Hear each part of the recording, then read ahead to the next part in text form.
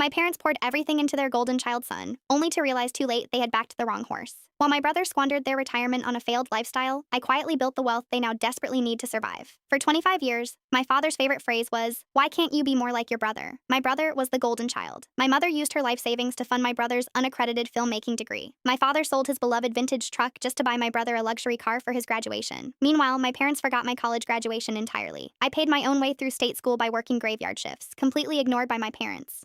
To my mother, her son could do no wrong. When my brother racked up massive credit card debt, my father secretly paid it off. They convinced themselves that their investment would pay off when my brother became a Hollywood elite.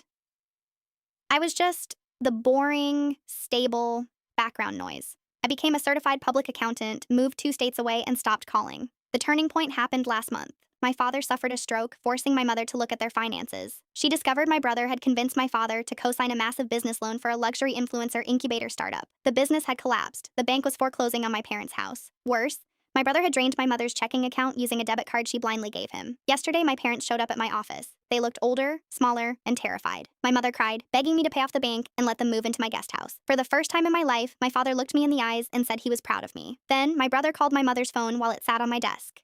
I put it on speaker. My brother didn't ask about my father's stroke. He screamed at my mother because her credit card was declined at a VIP lounge in Miami. He called my parents useless anchors and hung up.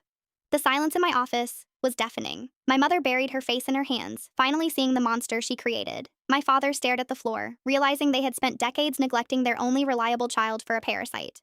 I looked at my parents. I felt no anger, just absolute clarity. "I won't pay the debt," I told them calmly, "and you cannot live with me. You spent your whole lives betting on the wrong child, and now the debt is due." I escorted my mother and my father out of the building. They are currently downsizing into a tiny rental apartment, living strictly on government assistance. My brother is facing lawsuits from his investors. They wanted a golden child, and now they are left with nothing but the fool's gold they chose over me. Subscribe for more.